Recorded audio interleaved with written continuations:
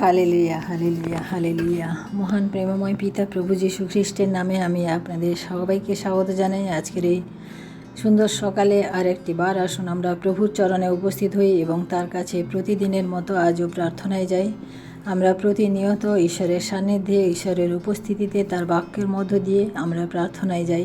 আসুন আজকেও ঠিক সেইভাবে আমরা বাক্যের মধ্য দিয়ে আমরা তারপরে প্রার্থনা করব। আসুন আমরা সেই বাক্য আজকে পাঠ করব। আমি আজকে পাঠ করব মথি লিখিত সুসমাচার তার 25 অধ্যায়।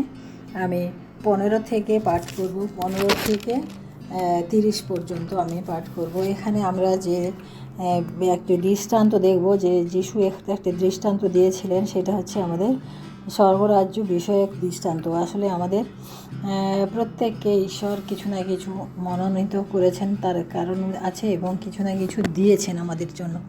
তাই আসুন আমরা দেখি এখানে আমাদের বাক্য কী বলে। কারণ মনে করো যেন এক ব্যক্তি বিদেশে যাইতেছেন, তিনি আপন দাসদিগকে ডাকিয়া নিজ সম্পত্তি তাহাদের হস্তে সমর্পণ করিলেন। তিনি একজনকে 5 তালন্ত, অন্যজনকে 2 তালন্ত ও আরেকজনকে 1 তালন্ত, যাহার যেরূপ শক্তি তাহাকে তদনুসারে দিলেন। পরে বিদেশে চলিয়া গেলেন। যে 5 তালন্ত পাইয়াছিল সে তখনই গেল, তাহা দিয়া ব্যবসা শুরু করিল। আর যে 5 তালন্ত পরে 5 তালন্ত লাভ করিল। আর যে 2 তালন্ত পাইয়াছিল সেও তদ্রূপ করিয়া আরও 2 তালন্ত লাভ করিল।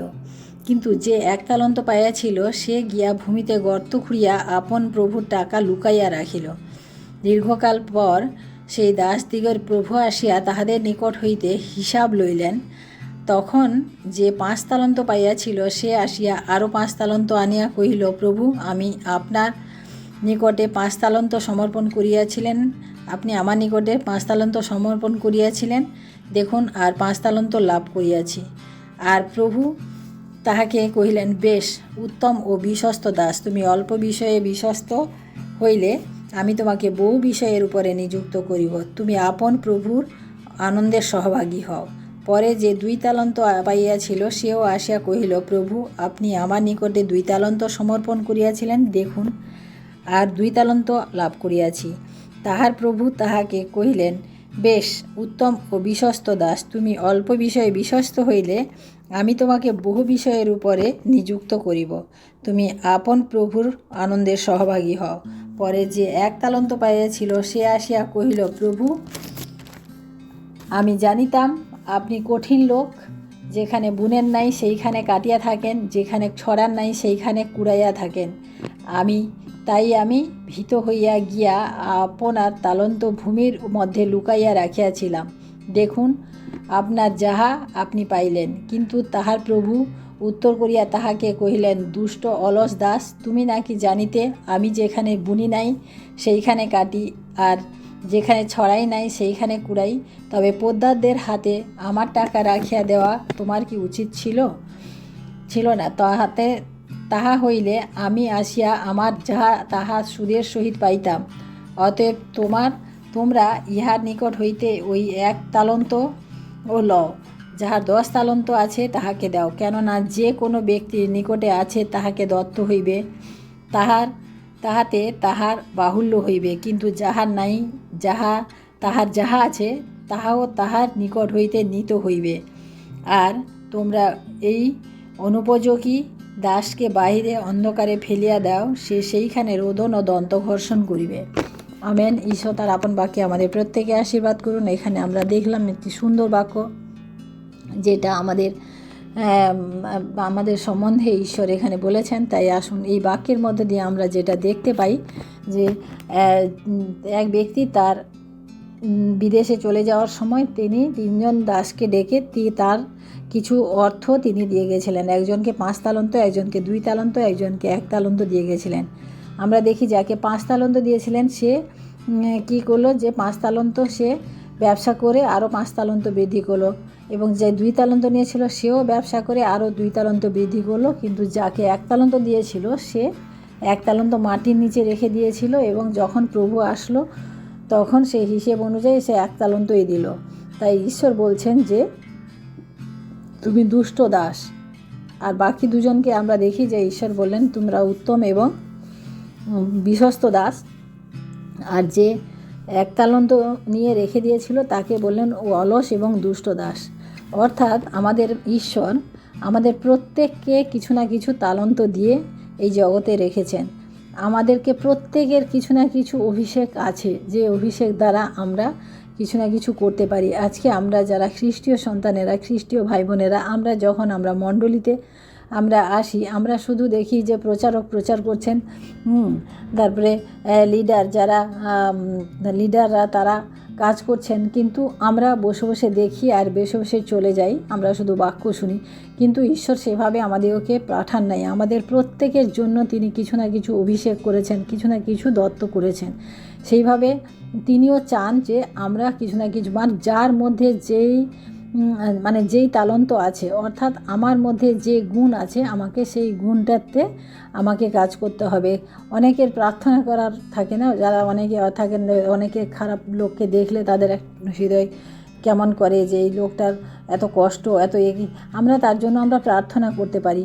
আমরা কারুর বাক্য পাঠ করার থাকে না, বাক্য পাঠ করার ইচ্ছা থাকে যে সে করতে পারছে না, কিন্তু তারও করা উচিত।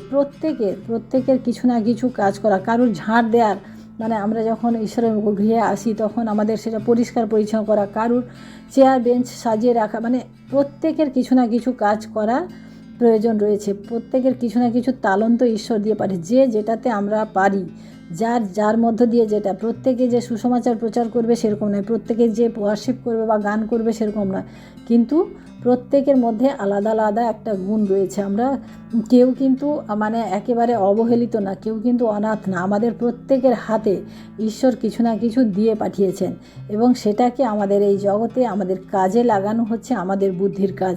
আমরা যতক্ষণ না আমরা নিজেদেরকে ওই পর্যায়ে নিয়ে আসব, আমরা যে কিছু আমরা করব, কার জন্য করব? আমরা ঈশ্বরের জন্য করব। যখন আমরা এই মনোভাব রাখবো বা এই রকম করব, তখন দেখবে ঈশ্বর আমাদের পথ খুলে দিয়েছেন।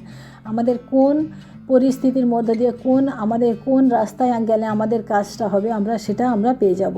তাই আসুন আমরা ঈশ্বরকে আমরা ধন্যবাদ দিই যে তিনি আমাদেরকে এমনি নিয়ে আসেননি, এমনি তুলে আনেননি। তিনি আমাদেরকে যথারীতি তালন্ত দিয়ে, যথারীতি মূল্য দিয়ে তিনি নিয়েছেন, এবং সেই মূল্য আমরা যেন কাজে লাগাই, সেই মূল্য যেন আমরা সঠিক হিসেব ঈশ্বরকে দিই। কারণ যে 5 তালন্ত নিয়েছিল সে ডবল করেছে, কারণ তার জীবন দ্বারা সে ঈশ্বরের কাছ থেকে ডবল আশীর্বাদ পেয়েছে। আমাদেরকেও সেভাবে ঈশ্বরের আশীর্বাদকে আমাদেরকে নিয়ে নিতে হবে। আমাদেরকে ঈশ্বরের কাছ থেকে জোর করে আশীর্বাদ আদায় করে নিতে হবে। আর আমরা যদি চুপচাপ থাকি, আমরা যা আছে তাই ভালো, এই রকম যদি মনে করি, তাহলে আমরা কখনো বৃদ্ধি পাবো না। যখন কোনো ব্যবসায়ী যখন ব্যবসা করে, সে ব্যবসার মধ্যে তার লাভ ক্ষতি সবই হয়, কিন্তু সে কিন্তু ব্যবসা ছেড়ে দেয় না, সে কিন্তু হাত পা গুছিয়ে বসে পড়ে না, সে এগিয়ে চলে। সে দেখে যে কোন পথ দিয়ে গেলে তার ব্যবসাকে আরও বেশি উন্নত করতে পারবে, কোন পথ দিয়ে গেলে সে ব্যবসার আরও বেশি ইনকাম হবে, সে সেটা দেখে। সেইভাবে আমাদেরও জীবনকে আমাদেরকে দেখতে হবে। আমরা কেউ কিন্তু অবহেলিত না, কেউ কিন্তু হেলায় পড়ে থাকি না।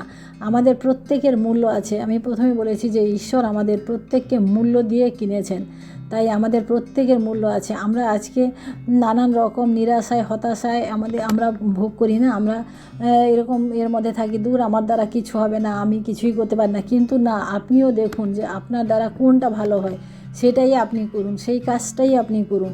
তাহলে দেখবেন যে একদিন আপনি সেই কাজের মধ্য দিয়ে যে আনন্দ খুঁজে পেয়েছেন, তাতে আপনি ঈশ্বরের সাথে আনন্দ। আমরা দেখি যে ঈশ্বর কি বলেন, যাও তুমি আনন্দ করো না। আমাদের ঈশ্বরের সাথে আমাদেরকে আনন্দ করার কথা তিনি বলেছেন, উত্তম দাস তুমি যাও এবং আনন্দ করো। সেইভাবে আমরাও যখন সেই নিজেদের বুদ্ধি দিয়ে, নিজেদের কৌশল দিয়ে আমরা সেই তালন্তকে যখন কাজে লাগাতে পারবো, আমাদের সেই ক্ষমতাটাকে যখন আমরা কাজে লাগাতে পারবো, তখন আমরা দেখবেন আমরা খুব আনন্দ পাবো না। আমরা তখন ঈশ্বরের কাছে বিশ্বস্ত এবং উত্তম দাস হব, এবং আমরা সেই আনন্দের সহভাগী, প্রভুর সাথে আনন্দের সহভাগী হব। তাই আসুন আজকে আমরা সেই বিশ্বস্ত দাস হিসেবে আমরা ঈশ্বরের কাছে আজকে প্রার্থনা যাই, আমরা প্রত্যেকে যাচনা করি যে ঈশ্বর আমাকে যে উপহার দিয়েছেন, যে তালন্ত দিয়েছেন, আমরা যেন তা নিরূপিত করতে পারি, এবং সেই মতো যেন আমরা কাজ করতে পারি। কাউকে মণ্ডলীতে সেবা করার কাজ দেয়, কাউকে মণ্ডলীতে পরিষ্কার পরিচ্ছন্ন করার কাজ দেয়, কাউকে রান্নার কাজ দেয়, কাউকে লোকজনকে আপ্যায়ন করার কাজ, মানে অনেক কাজ থাকে, কিন্তু আমরা করি না।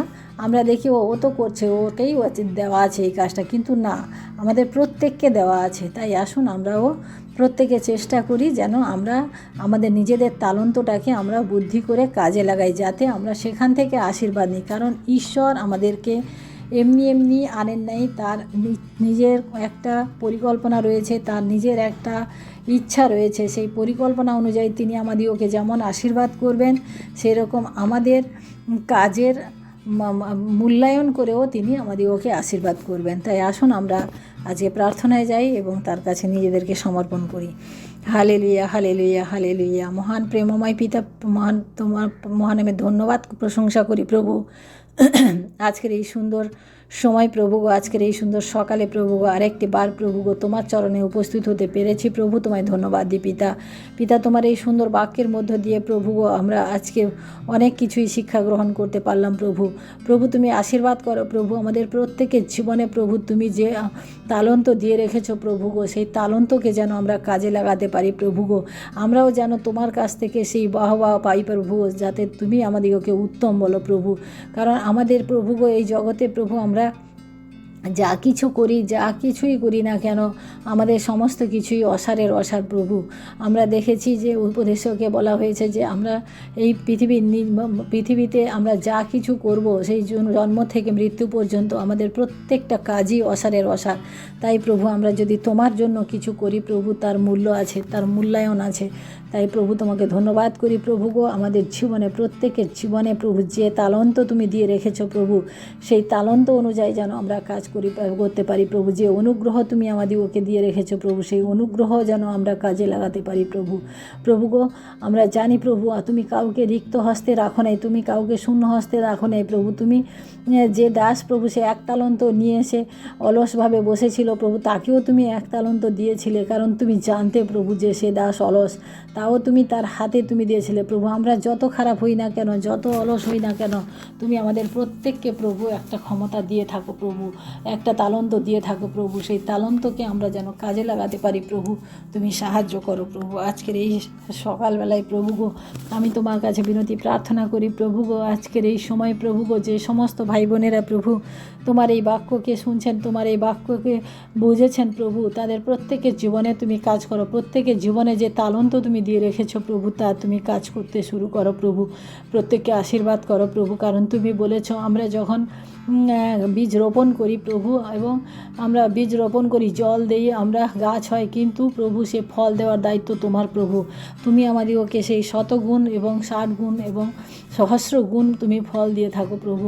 তাই তোমায় ধন্যবাদ করি প্রভু গো, আজকের এই সময় প্রভু তুমি আমাদের প্রত্যেকের জীবনে তুমি আশীর্বাদ করো প্রভু, এবং প্রত্যেককে তোমার সে অনুগ্রহ দান যেটা তুমি দিয়ে রেখেছো প্রভু, যে তালন্ত আমাদের জীবনে দিয়েছো প্রভু, সেই তালন্তকে তুমি আমাদের কাজে লাগাতে তুমি সাহায্য করো প্রভু গো। তুমি তোমার দাসদেরকে প্রভু যে তালন্ত দিয়েছিলে প্রভু গো, তারা সেই তালন্ত দিয়ে প্রভু আজকে প্রভু গো এই বাইবেলের মধ্যে প্রসিদ্ধ হয়ে রয়েছে প্রভু গো। সেই তুমি ইয়োবকে প্রভু যে তালন্ত দিয়েছিলে প্রভু, সে তালন্ত সে প্রভু গো সে কাজে লাগিয়েছিল প্রভু গো, সে বিশ্বস্ত দাস হয়েছিল প্রভু। তুমি দাউদকেও সেইভাবে বিশ্বস্ত করেছিলে প্রভু। তুমি আব্রাহামকে, ইসাহাককে, যাকবকে প্রভু তুমি তোমার বিশ্বস্ত দাস হিসেবে দেখেছিলে প্রভু। আজকেও আমরা তোমার বিশ্বস্ত হতে চাই প্রভু, আজকেও আমরা তোমার মনোনীত হতে চাই প্রভু তুমি দয়া করো এবং আশীর্বাদ করো প্রভু। তোমার মহান অনুগ্রহ ও দয়াতে প্রভু তুমি আমাদিগকে আরেকটিবার সুযোগ করে দাও প্রভু, আমরাও যেন প্রভু তোমার সেই তালন্তকে আমরা কাজে লাগিয়ে প্রভু তোমার কাছে সেই 60 গুণ, 30 গুণ এবং 100 গুণ আমরা নিয়ে আসতে পারি প্রভু। তুমি সাহায্য করো, আশীর্বাদ করো প্রভু আজকের এই সারাটা দিনের ভার তোমার হাতে রাখি প্রভু। তুমি আমাদের প্রত্যেকের জীবনে আশীর্বাদ করো, কাজ করো প্রভু। সমস্ত মহিমা, গৌরব, প্রশংসা প্রভু আমি তোমাকে দিই প্রভু। আজকের দিনের ভার তোমার হাতে রাখি প্রভু। তুমি তোমার পবিত্র আত্মা দিয়ে আমাদিগকে চালিত করো প্রভু গো। আমি নিজেকে তোমার চরণে রাখি, আমার জীবন দ্বারা সমস্ত ভুল ত্রুটি অপরাধ তুমি ক্ষমা করে প্রভু আর একটি বার প্রভু তোমার সেই তালন্তকে কাজে লাগানোর প্রভু তুমি আমাকে সাহায্য করো, আশীর্বাদ প্রভু। সমস্ত মহিমা, গৌরব, প্রশংসা তোমাকে দিয়ে এই বিনতি প্রার্থনা চাই আমাদের মুক্তিদাতা ত্রাণকর্তা প্রভু যীশু খ্রিস্ট তোমারই নামে, আমেন। সবাইকে জয় যীশু। সবাই ভালো থাকবেন, সুস্থ থাকবেন। আজকের দিনটি সবার শুভ হোক। জয় যীশু।